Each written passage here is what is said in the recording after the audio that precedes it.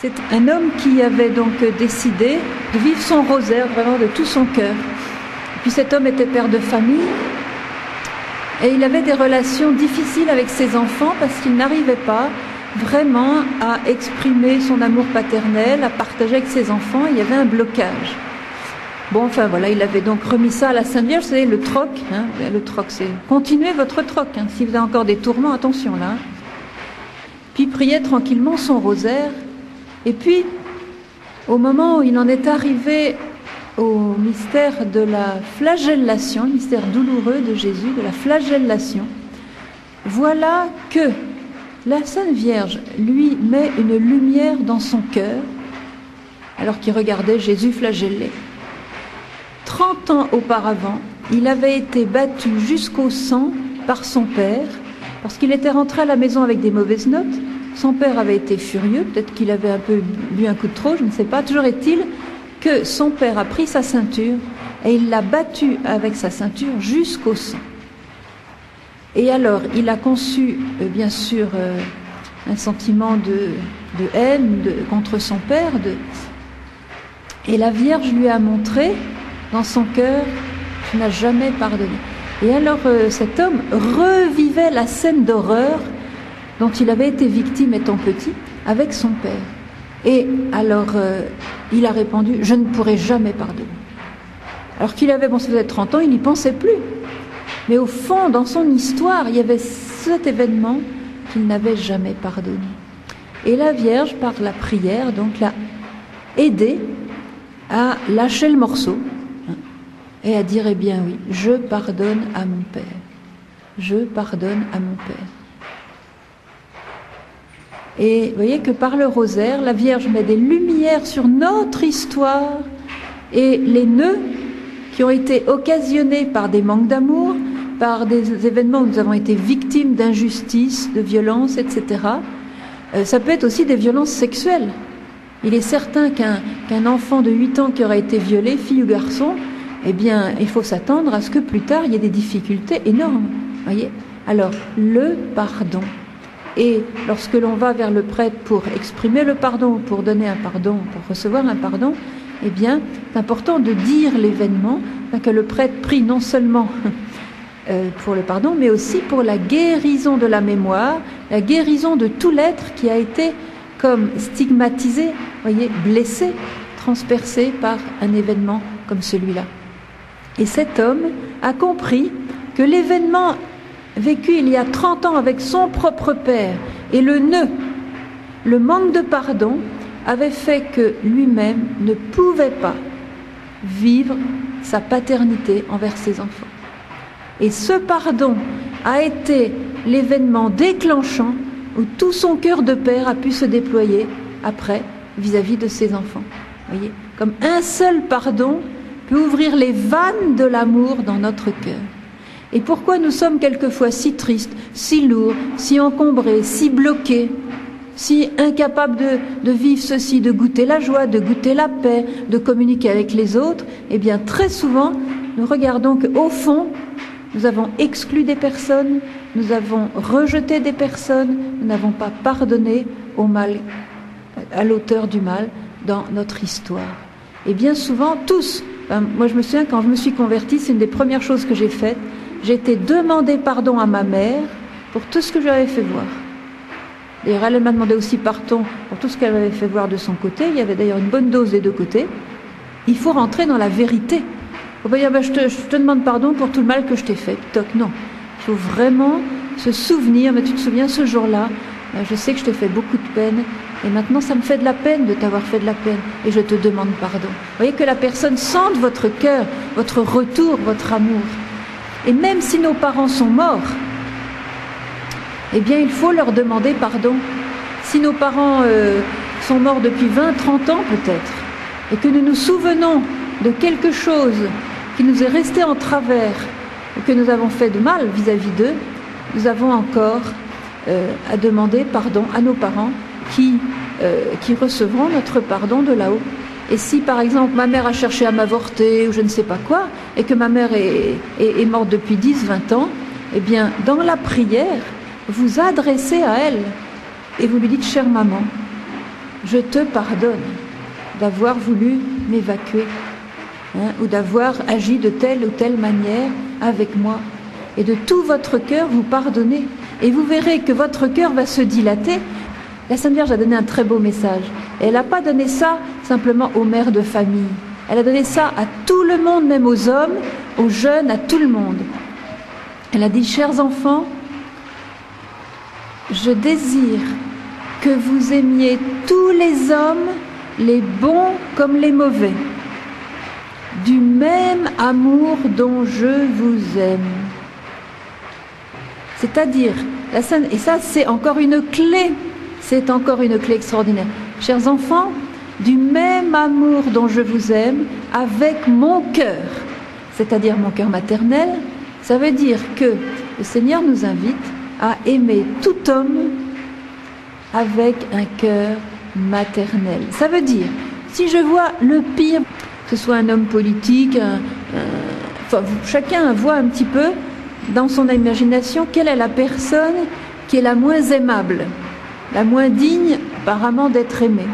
Vous prenez cette personne et dans le fond de votre cœur, vous vous dites, voilà, la Sainte Vierge aime cette personne autant qu'elle aime son fils Jésus. Bon, même si vous demandez comment elle fait pour aimer cette personne, c'est pas votre problème. Elle fait. Et alors vous lui dites, Vierge Marie, donne-moi ton cœur maternel pour aimer cette personne. C'est-à-dire prier pour son bonheur, prier pour que cette personne trouve le bonheur. C'est ça, prier pour quelqu'un. Accomplisse parfaitement le plan de Dieu dans sa vie et trouve le bonheur et la sainteté. Eh bien, vous allez demander à Marie de vous donner ses entrailles d'amour, ses entrailles maternelles.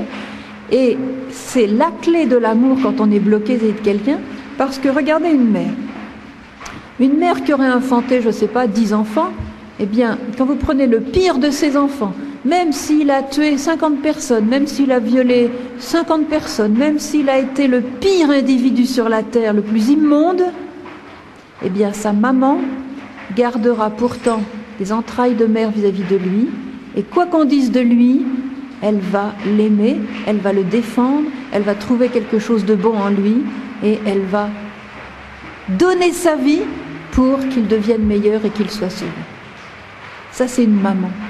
Eh bien, quand la Sainte Vierge nous demande d'aimer chaque homme, les bons comme les mauvais, avec son cœur, ça veut dire regarder chacun comme si vous étiez sa mère. Et là, vous trouverez un joint pour l'aimer, pour trouver quelque chose de bon en lui. Et vous commencerez à prier avec ardeur pour cette personne que spontanément vous n'avez pas aimée. Vous voyez ? Alors la Vierge, voilà, constamment, elle nous sort des trucs comme ça. C'est vraiment génial. Et il ne s'agit pas de se regarder, de faire, vous savez, comme font les psychiatres, de regarder, de chercher dans notre passé, de se regarder soi-même. C'est le contraire de la prière. On ne se regarde pas soi-même, on regarde Dieu, et parce que Dieu est infiniment lumineux, il éclaire selon sa volonté, selon son heure, les points de notre cœur qui ont aujourd'hui besoin d'être éclairés, et avec ce flash, d'un seul coup, il y a un truc qui s'écroule, qui s'éclaire, et on dit, ça y est, j'ai compris le truc, on le donne au Seigneur, et on avance comme ça. Vous voyez ? Surtout pas d'introspection. Oui. La prière, c'est au contraire notre regard qui est pris de nous-mêmes pour se porter vers Dieu. Et quant à notre moi, notre ego, voyez, eh bien, plus on le regarde, plus on est malade. Notre plus grand ennemi sur la terre, je vais vous dire quelque chose qui va peut-être vous surprendre. Notre plus grand ennemi sur la terre, c'est pas Satan. C'est le moi. Et quelquefois, Satan, il peut très bien aller se coucher et se reposer, il n'a rien à faire.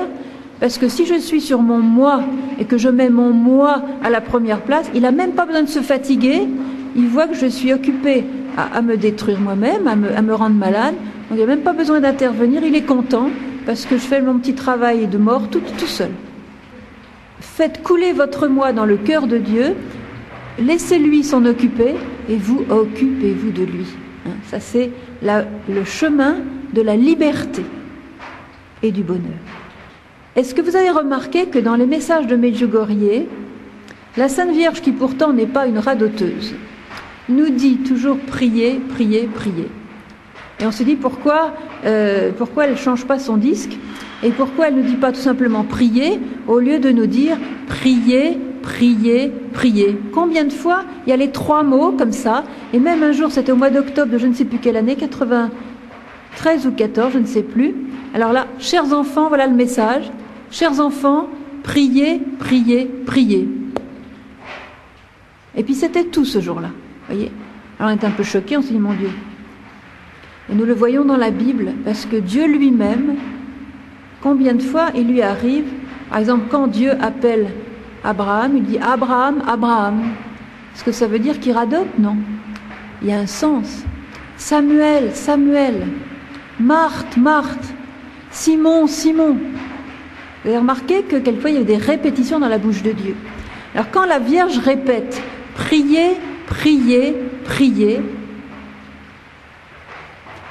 il y a un sens à cela, et le sens, c'est qu'à chaque mot, il y a un degré différent. Nous allons voir ces 3 degrés de l'entrée dans la vraie prière pour que notre prière devienne comme celle de Jésus et se fonde à celle de Jésus qui, tout Dieu qu'il était, s'écartait du monde. Alors on peut pas dire que lui n'avait rien à faire puisque les foules venaient à lui et que c'était du non-stop. Il est dit que même les apôtres n'avaient même plus le temps de manger. Donc Jésus était archi occupé, archi pris, archi réclamé, et que tout ce qu'il faisait était tellement bien qu'on lui en demandait d'autres, les guérisons, les prédications. Voilà, Jésus était super occupé. Eh bien, il trouvait le moyen de s'écarter régulièrement pour prier son Père sur la montagne dans le secret de son cœur. Et notre prière sur la terre doit viser à être la prière même de Jésus en nous. Et c'est pourquoi la Sainte Vierge, qui toujours nous pousse vers Jésus, puisque c'est son premier travail, chers enfants, je veux vous rapprocher du cœur de mon Fils Jésus. Quand la Sainte Vierge nous dit, chers enfants, priez avec le cœur. Au début de la vie spirituelle, nous avons notre cœur et la Sainte Vierge nous appelle à prier, bien sûr, avec sincérité, comme nous l'avons vu. Vous voyez, sincérité, c'est-à-dire, voilà, j'ai quelque chose qui m'est resté en travers de l'estomac, et bien dans mon dialogue d'amour avec la Sainte Vierge, et tu vois, j'ai ce truc-là sur l'estomac, ben je viens t'en parler. Hein, puis on fait notre petit troc, et puis voilà.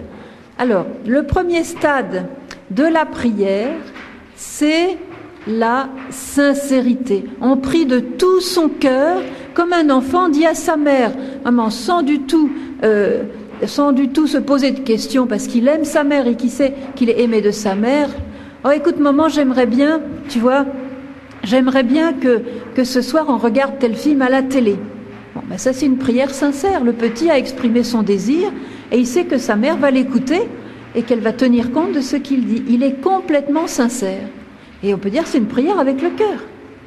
Il se dit pas, oh là là, faut pas que je lui demande parce qu'à tous les coups je vais me prendre une baffe et puis je ferais mieux de... Voilà. Non, il est ouvert, il aime sa mère, il lui dit très clairement ce qu'il a dans son cœur, son désir de petit garçon, et puis il partage, voilà, la sincérité. Que votre prière vienne du fond du cœur, nous dit la Sainte Vierge. Donc la sincérité.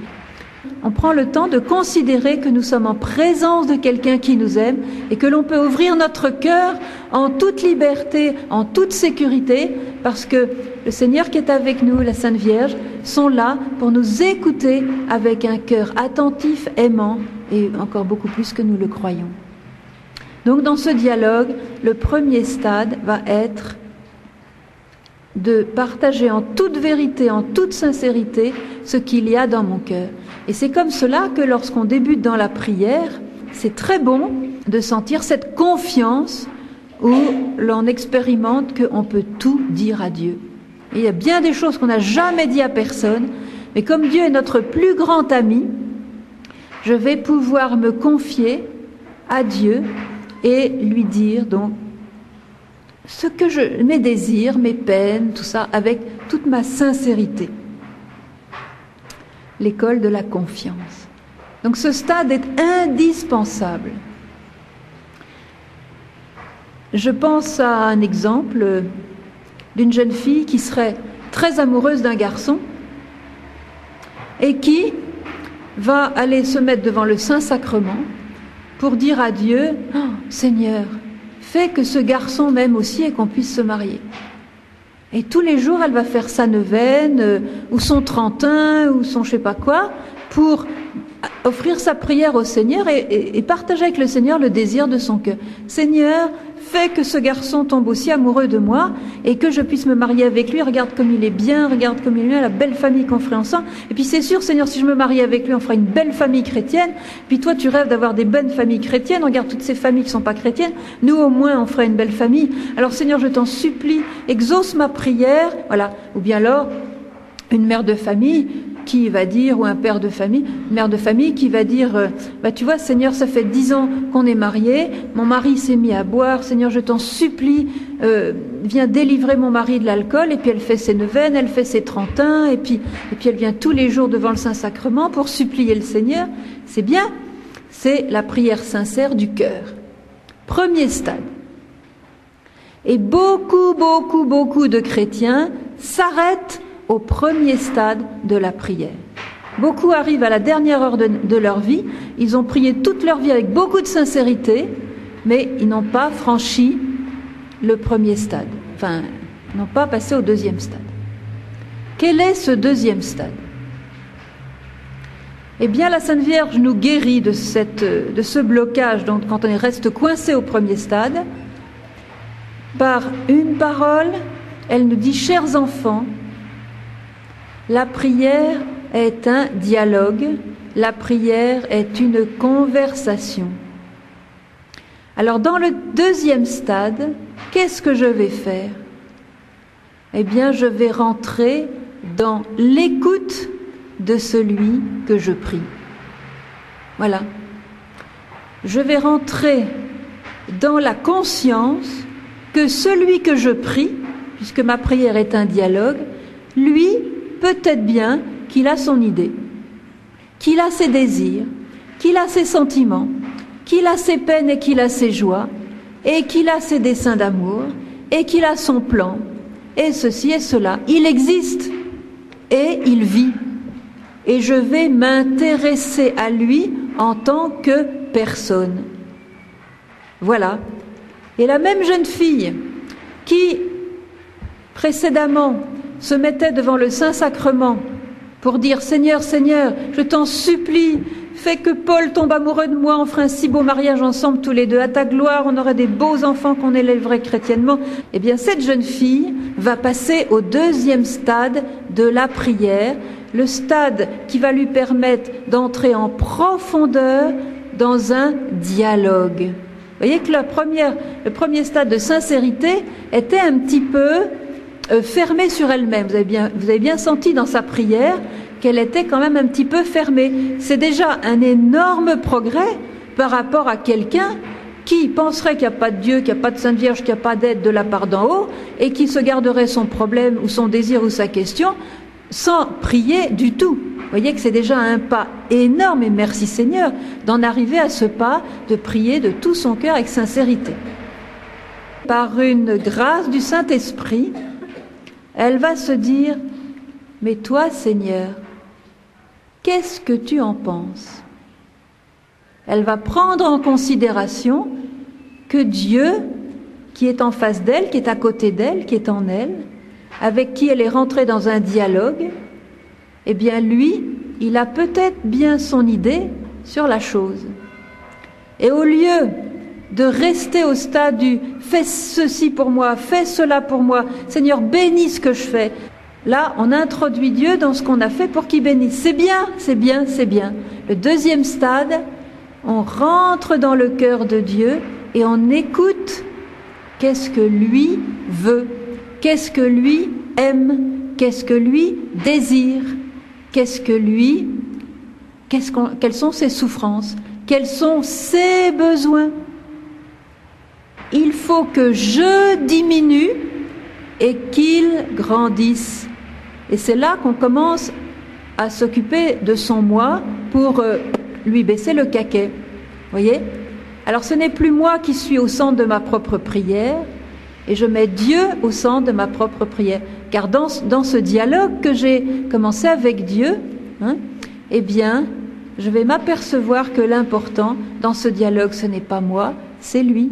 Et je vais écouter son cœur. Je vais commencer à prier peut-être plus silencieusement pour entendre au fond de mon cœur le murmure de sa voix, au lieu de faire résonner constamment mes propres affaires, mes propres désirs. Et ça, le troc est le moyen rêvé, vous voyez, pour passer du stade 1 au stade 2, au stade 1 au stade 2. Je vais écouter les désirs de Dieu dans mon cœur. Et qu'est-ce que veut peut-être me dire le Seigneur? Et là, je suis prête. Je dis, Seigneur, que ta volonté soit faite. Eh bien, il faut du temps dans la vie chrétienne pour en arriver à dire, Seigneur, que ta volonté soit faite. Et à ce moment-là, quand j'aurai bien tendu l'oreille de mon cœur à la volonté de Dieu, le Seigneur va être à ce moment-là à même de me dire, mais ma bien-aimée, Paul, il est très très bien ton Paul, mais moi je l'aime encore plus que toi. Mais voilà, si tu voyais le beau plan que j'ai préparé pour toi, eh bien, il est encore mieux que ce que tu crois. Alors je ne sais pas ce que va dire le Seigneur à cette jeune fille, il y a plusieurs possibilités. Le Seigneur est toujours très imaginatif dans ses plans. Peut-être qu'il va lui dire, mais tu sais, moi Jésus, j'aurais bien aimé être ton époux. Alors c'est vrai, Paul, il est très très bien. Mais moi, je suis pas mal non plus.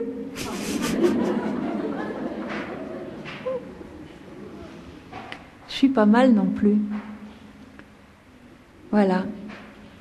Alors ça peut être ça, ou bien alors écoute, Paul, il est très très bien, mais j'en ai un mieux pour toi. Il s'appelle Pierre, mais il faudrait que tu attendes encore 1 an avant que tu le rencontres, parce que j'ai du travail à faire dans ton cœur. Alors attends encore un petit peu. Vous voyez, cette jeune fille va écouter Dieu, et parce qu'elle se sera mise à l'écoute dans la liberté du cœur, elle aura dit, Seigneur, que ta volonté soit faite et non la mienne. Elle sera à même d'écouter le murmure de Dieu dans son cœur, et elle saura, parce que Dieu répond toujours à une vraie question, je vous l'ai déjà dit, il faut le savoir, elle verra que Dieu a un plan sur elle, et que son moi va diminuer pour que le plan de Dieu, lui, grandisse en elle. Ça, c'est extraordinaire. C'est déjà un pas certain vers la sainteté. Et comme dit la Sainte Vierge à Medjugorje, chers enfants, priez Dieu pour qu'il accomplisse non pas vos désirs, mais sa volonté. Eh bien, pour passer au stade numéro 2, il faut mourir. Il faut mourir. Et cette mort est nécessaire. Jésus parle de cette mort, Saint Paul parle de cette mort, la mort du vieil homme. Et si je veux renaître dans le sein de Marie pour avoir cette nouvelle vie dans l'Esprit Saint, je dois mourir à l'ancienne vie, voyez, et je dois mourir à ma propre volonté, même si je suis une brave dame qui a toujours des bonnes volontés, qui veut du bien aux autres et qui veut que tout le monde soit heureux autour d'elle et qui a son plan pour qu'il soit heureux, voyez. Eh bien, je dois mourir à mes propres plans, même si je suis une gentille dame, voyez, parce que je sois gentille ou méchante, eh bien, je dois mourir à ma propre volonté pour entrer dans la volonté de Dieu. Et là, ça saigne. Il faut le savoir, ça saigne toujours. Alors, est-ce que vous êtes prêts à ce que ça saigne? Eh bien, attention, il faut savoir que ça va saigner, mais à côté du bénéfice que vous allez en tirer, vous êtes content que ça saigne. Mais quand même, c'est dur sur le moment. Et cette jeune fille va dire, Seigneur Jésus, maintenant, j'abandonne mon idée, je rentre dans ta volonté, et si c'est toi qui dois être mon époux, car je vais rentrer dans une sorte de consécration, je vais renoncer peut-être à me marier, à avoir des enfants, pour que Jésus, toi, tu sois mon seul époux. Eh bien, Seigneur, je suis prête, et d'avance, je te dis oui, me voici. Qu'il me soit fait selon ta parole, qu'il me soit fait selon ta volonté. Bienheureux celui qui de tout son cœur prononce cette parole devant le Seigneur. Et je vais vous dire une parole merveilleuse que Jésus a dit à sœur Faustine. Lorsque du fond de ton cœur, tu pries ton Père en lui disant « Seigneur, qu'il me soit fait selon ta volonté et non selon la mienne », tu es porté en quelques instants au sommet de la sainteté. C'est pourquoi il est si important de se concentrer dans la prière. Peut-être aujourd'hui tous nous ferons cette joie à Dieu, d'abandonner nos désirs propres, même s'ils sont bons et même s'ils visent au bien. Voyez ? Parce que quand Abraham a regardé son fils Isaac en espérant qu'il survivra, c'était un bon désir. C'était pas un mauvais désir, mais il a choisi d'obéir à Dieu et il a été encore plus béni. Voyez ? Donc même si mon désir est bon, je le lâche et je dis Seigneur, et tous nous allons essayer de dire ça au profond de notre cœur, et pour certains ça sera peut-être la première fois de notre vie. Seigneur, qu'il me soit fait non pas mon désir, qu'il soit fait à ma famille, à mon mari, à mes enfants, à ma communauté, non pas selon mon désir, mais selon ta volonté. Et je suis prête à mettre en veilleuse et à diminuer et à faire mourir tous mes projets, même s'ils sont bons, pour que seule ta volonté divine s'accomplisse. Et Jésus dit, si vous faites cette prière du fond de votre cœur, sans aucun bémol, vous atteignez en quelques instants le sommet de la sainteté. C'est quand même extraordinaire. Alors, qu'est-ce qui se passe? C'est que dans la prière, on va dire ça, puis au moment où l'événement se produit dans notre vie quotidienne, on va s'apercevoir qu'on a un frein à gauche, qu'on a un frein à droite, qu'on discute le morceau, qu'on lâche pas le bout de gras, que ceci, que cela. Donc, la conversion, là où il faut saigner, on va la vivre de jour en jour. Mais si dans notre cœur, au fond, on a donné ce oui à Dieu, Dieu se souviendra toujours du plus profond de nos oui. Et Marthe Robin disait une chose une fois qui est très belle. Elle a dit, si vous avez donné votre oui à Dieu de tout votre cœur, et qu'un jour, Satan vous oblige à dire non dans un moment de grande tentation, ça, le Seigneur verra toujours votre oui. Voyez comme il est, le Seigneur. Et elle-même, d'ailleurs, quand tous les jeudis, le Seigneur venait pour lui demander, et elle restait totalement libre, pour lui demander si elle acceptait cette semaine encore de vivre avec lui la passion. Et elle savait ce que ça voulait dire parce que elle avait le souvenir des autres fois. Vous savez ce qu'elle répondait à Jésus? Non. Et tous les jeudis, elle disait non. Et puis, elle se reprenait et elle finissait par dire oui. Mais pour vous dire, toute Marthe Robin qu'elle était, c'était d'abord non. Alors nous, combien plus? Et le Seigneur, il connaît nos noms, parce que c'est notre réaction spontanée devant la souffrance, devant une contrariété, devant un changement de programme. Vous voyez, non. Puis il sait très bien qu'au fond, un jour dans la prière, on lui a déjà donné notre oui d'avant. Et il se souvient de ce oui. Alors il est patient et il sait bien qu'on reviendra vers le oui. Vous voyez ? Donc c'est important qu'à chaque fois que nous prions, nous redonnions notre oui et que notre oui grandisse de jour en jour, comme le oui de Marie a grandi de jour en jour. Quand on dit Notre-Dame du Fiat, on pense toujours à Marie de l'Annonciation. Ben non, c'était, je dis pas que c'était son premier oui, mais en tout cas c'était le premier oui que nous connaissons d'elle. Et ben je peux vous dire c'était un tout petit oui à côté du oui qu'elle a donné à la croix. Et chaque jour, elle a dû augmenter son oui. Parce qu'elle a dû dire oui aussi quand il a fallu partir en Égypte avec Joseph pour que l'enfant ne soit pas assassiné. Ensuite, il a fallu dire oui pour revenir en Israël, etc. Il a fallu dire oui, oui, oui. Tous les jours, il y avait une nouvelle occasion de dire oui. Et son oui a grandi. Vous ne pouvez pas donner une plus grande joie à Dieu que votre oui quotidien en l'augmentant chaque jour d'une nouvelle dose d'amour, d'une nouvelle dose d'abandon, d'une nouvelle dose de confiance, voyez. Alors quel va être le troisième stade? Qui dit mieux? Lorsque nous sommes entrés dans l'accomplissement de la volonté de Dieu, nous connaissons l'union des volontés.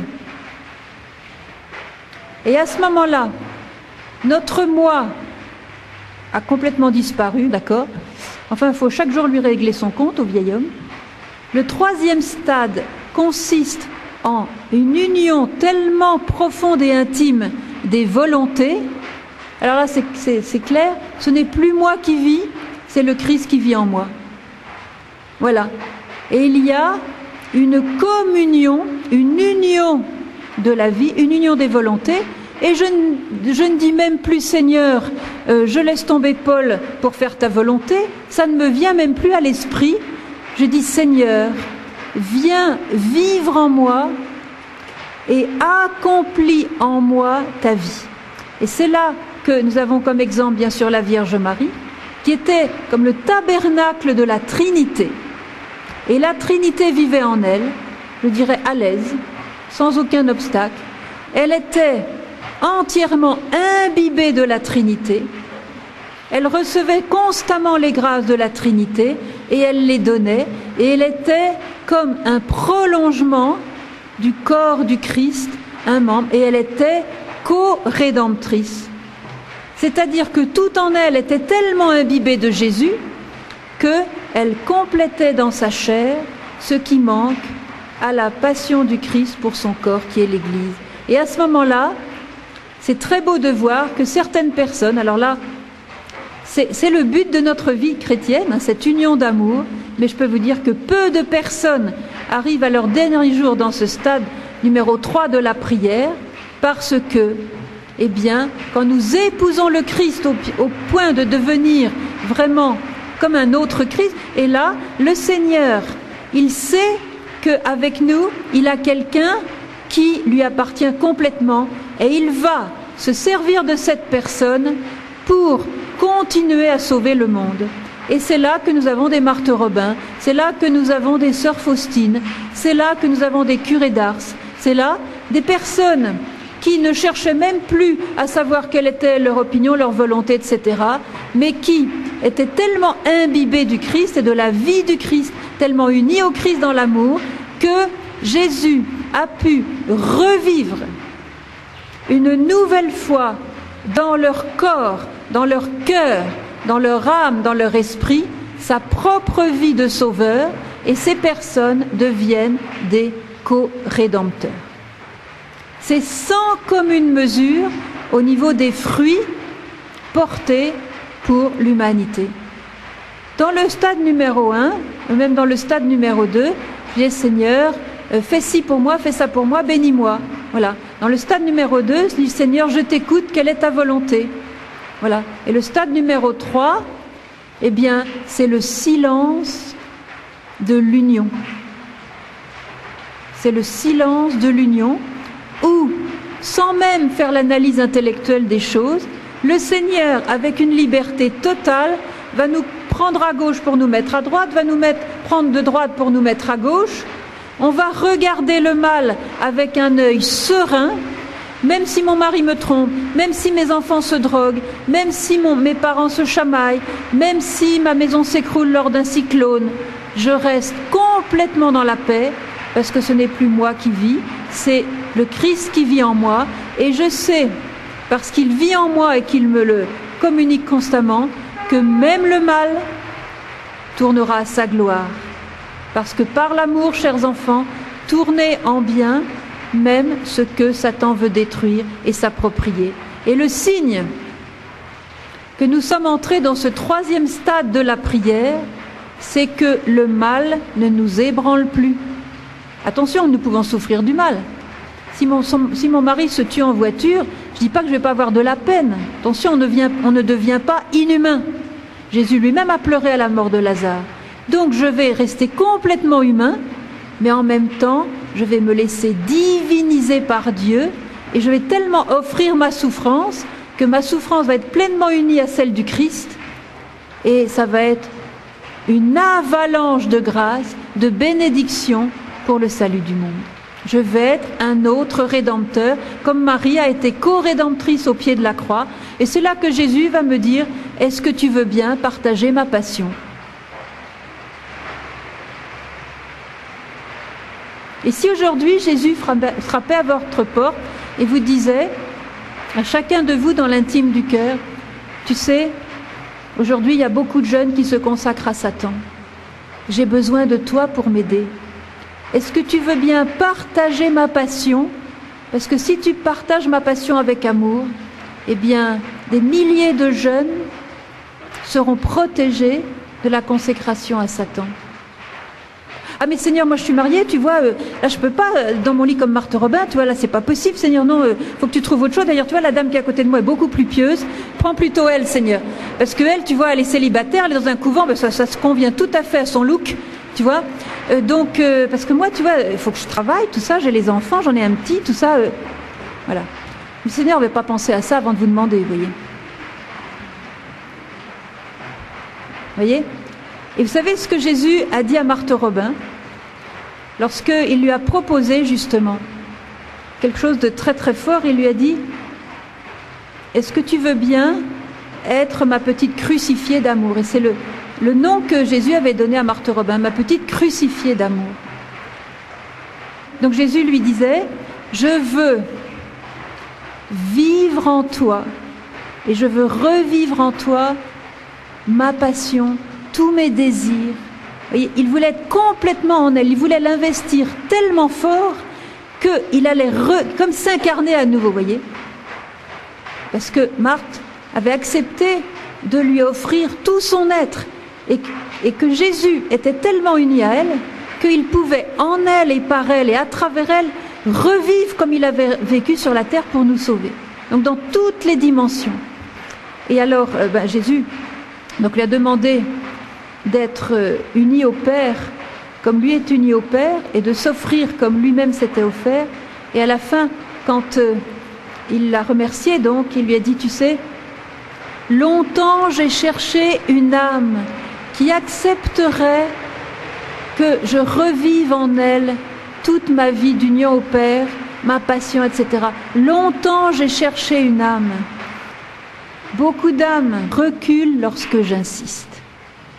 Voyez, ça veut dire rares sont les âmes dont le oui se prolonge jusqu'à l'acceptation de devenir justement co-rédempteur. Et là, je fais un appel que chacun d'entre nous, au stade où il en est aujourd'hui, dise à Jésus, je ne sais pas quel est ton plan sur moi, mais Seigneur, si ton plan est de m'emmener jusqu'à cela, eh bien sache que je suis partant. Que je ne mets aucune barrière à ton plan sur moi.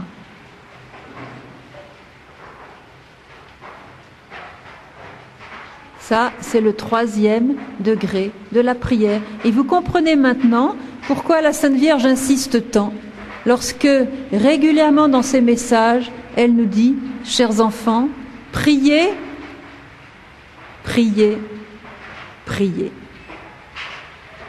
Vous avez compris? Voilà. C'est pour ça que la prière est la plus belle aventure qui soit au monde. Parce que nous perdons notre propre vie pour épouser la vie divine.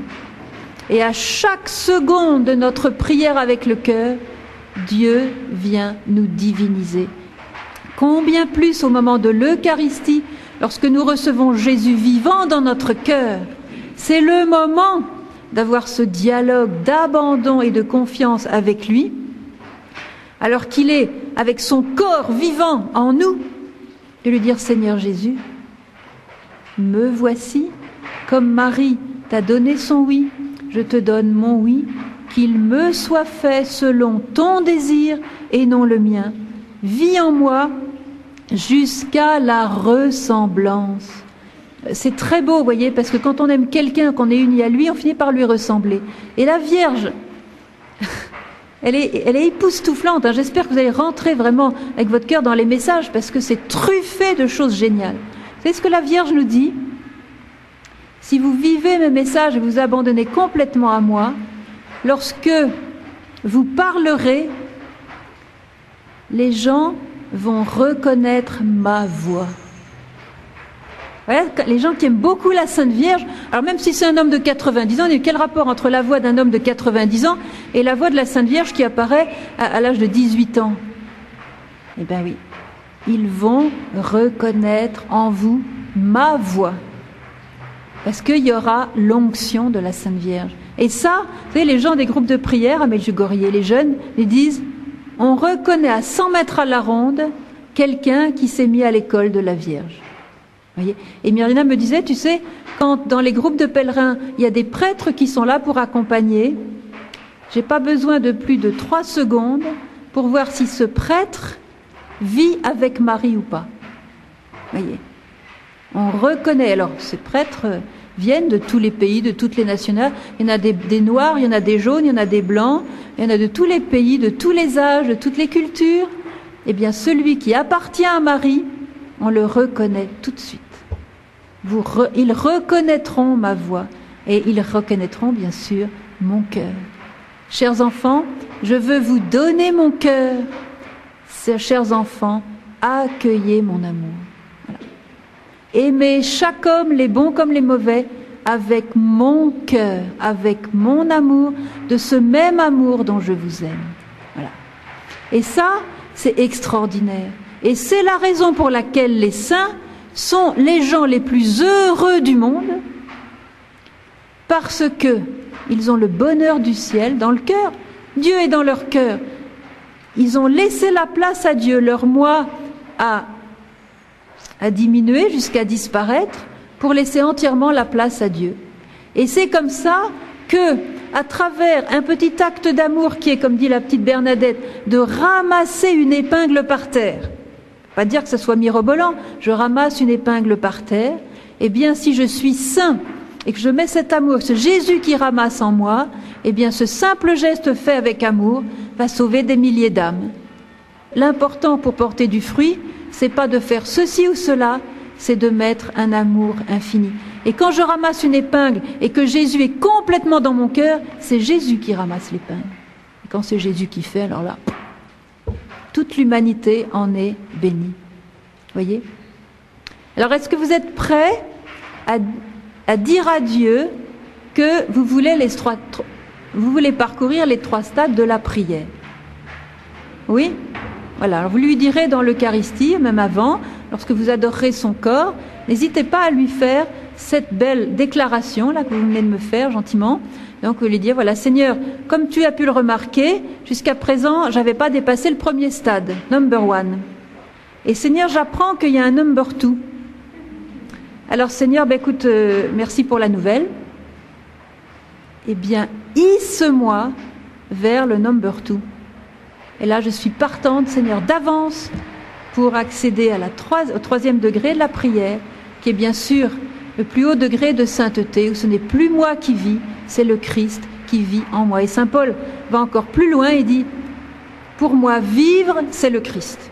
C'est encore plus fort. Moi vivre, c'est le Christ. Voyez. Alors, pour cela,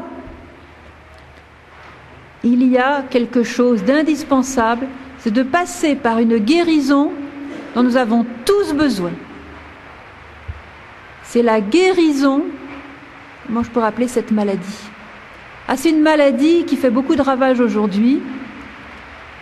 Ah oui, ben voilà, on va appeler la maladie de l'irréel, l'irréélite. Vous savez, c'est le virus de l'irréel.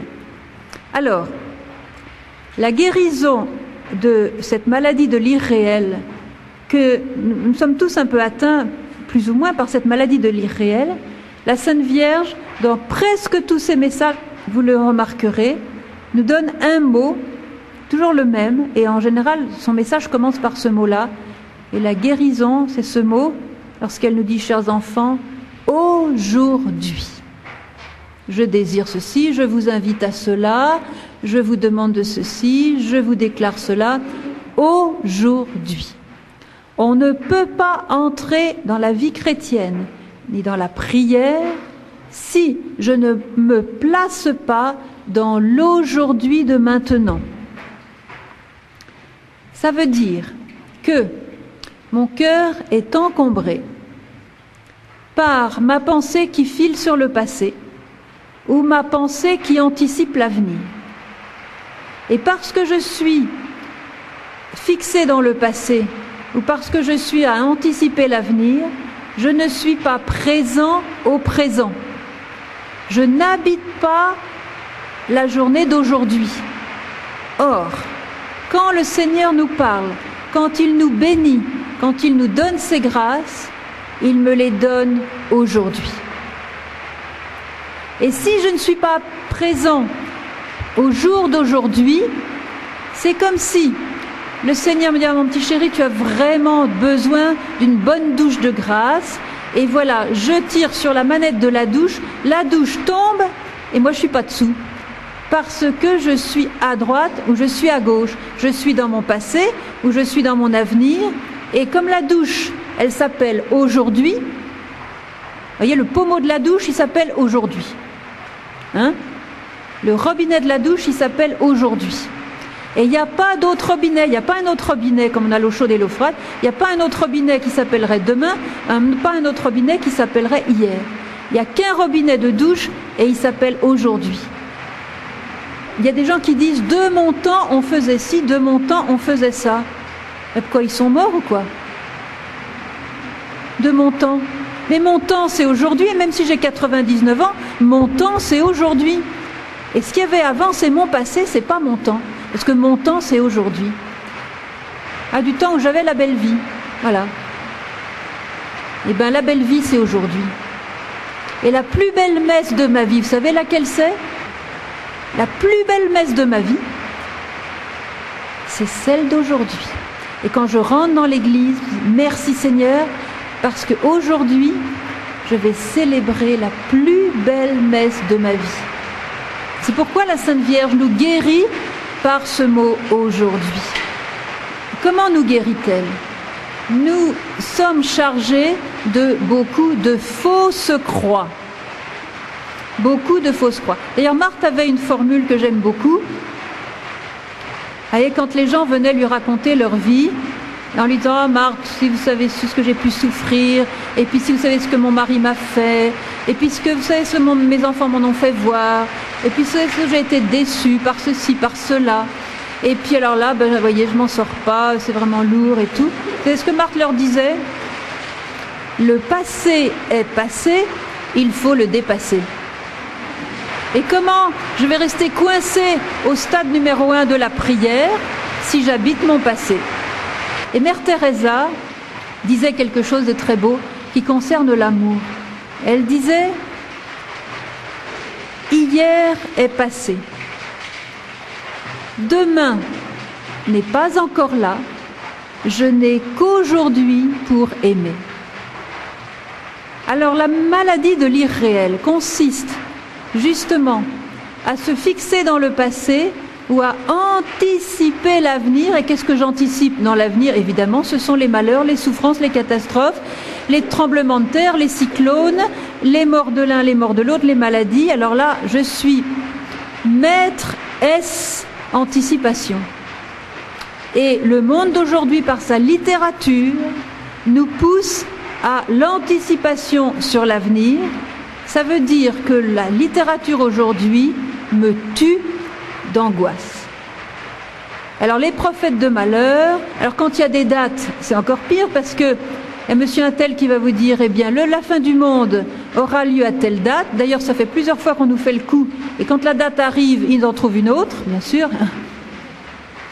C'est quand même drôle que Jésus lui-même nous dit: quant à l'heure et à la date de ce jour, nul ne les connaît, ni les anges dans le ciel, ni le Fils, seul le Père. Alors moi, quand je vois quelqu'un qui me parle de l'avenir, du retour du Christ, de la date du triomphe du cœur immaculé de Marie, je dis: ah ben alors vraiment, toi t'es gâté, parce que t'en sais plus que Jésus lui-même. Lui-même ne sait pas quand il reviendra, seul le Père sait. Alors je vais donner un conseil, puisque toi tu le sais, tu devrais téléphoner à Jésus pour l'informer, parce que lui, il ne sait pas. Et quand la Vierge voit arriver des pèlerins à Medjugorje, il y en a beaucoup qui viennent et qui demandent, alors qu'est-ce qu'elle a dit sur l'avenir? Qu'est-ce qu'elle a dit qu'il allait se passer? Qu'est-ce qu'elle a dit sur le monde? Qu'est-ce qui va devenir? Est-ce qu'elle a dit quelque chose sur la France? Est-ce qu'elle a dit quelque chose sur les catastrophes? Est-ce qu'elle a dit quelque chose sur ceci, cela? Cool. Attention, qu'est-ce qu'elle dit? Chers enfants, aujourd'hui, décidez-vous pour la conversion. Voilà ce qu'elle dit. Pourquoi? Parce que si je me mets sous la douche dont le robinet s'appelle aujourd'hui, c'est-à-dire que je vais être bien mouillée par la douche, je vais bien être purifiée par la douche, je vais bien recevoir toutes les grâces que Jésus m'a préparées pour aujourd'hui. Je ne sais plus quel auteur français disait « Dieu ne sait compter que jusqu'à 1 ». Et bien, je trouve ça génial. Parce que c'est pareil, lui, il voit aujourd'hui. Et quand il me donne aujourd'hui. Il ne me donne pas la grâce aujourd'hui pour demain. Et si j'imagine que demain, je vais avoir une rage de dents, eh bien ça va être l'horreur. Parce que comme je n'ai pas la grâce aujourd'hui pour la rage de dents que je vais avoir demain, eh bien je me fais un mouron pas possible. Alors je quitte la présence à l'aujourd'hui pour me propulser dans la rage de dents que j'ai demain. Alors en fait, le Seigneur a prévu de ne pas me donner de rage de dents. Donc je me paye une rage de dents imaginaire, ce qui fait encore très très mal, et j'ai en plus l'angoisse qui m'empêche de vivre la grâce d'aujourd'hui. Donc j'ai tout loupé, j'ai pas été sous la douche et je me suis payé une rage de dents inutile.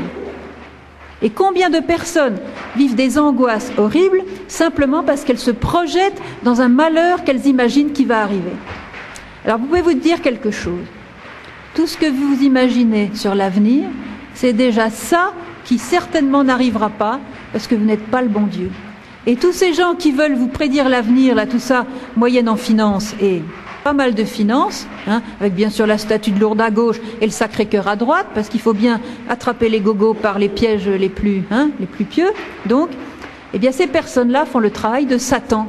Parce qu'au lieu de vous aider à vous mettre sous la douche pour capter la grâce d'aujourd'hui, ils vous extraient de cette douche et ils vont vous plonger dans un irréel, voyez, qui va vous faire mourir votre âme, votre confiance évidemment en Dieu, et vous allez mourir de faim et de soif à côté de la grâce que le Seigneur vous a préparée pour aujourd'hui. Voyez.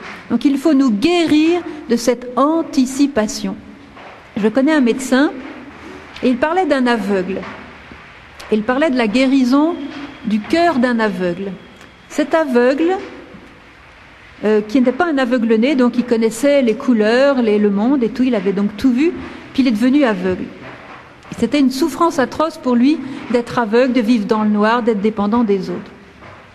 Et c'était une croix qu'il était incapable de porter, il était vraiment désespéré, il était écrasé par sa cécité, c'était terrible. Et vous savez comment il a été guéri de ce fardeau?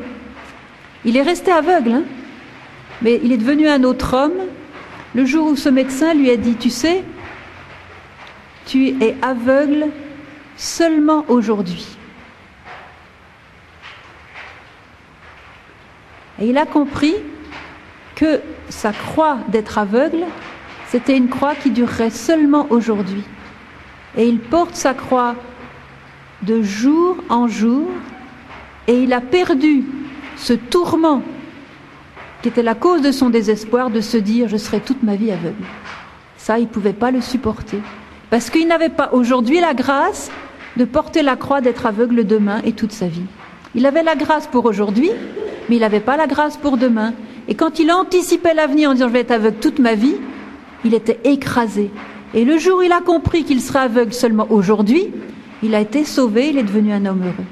Alors, nous allons demander à la Sainte Vierge de nous montrer ces fausses croix qui sont encore en nous, où nous faisons du mouron pour l'avenir.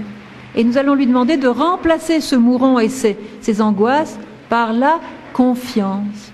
Seigneur, je te remercie pour la grâce que tu me donnes dans la prière aujourd'hui, parce que tu viens me diviniser, tu viens m'introduire dans cette vie nouvelle de l'Esprit Saint.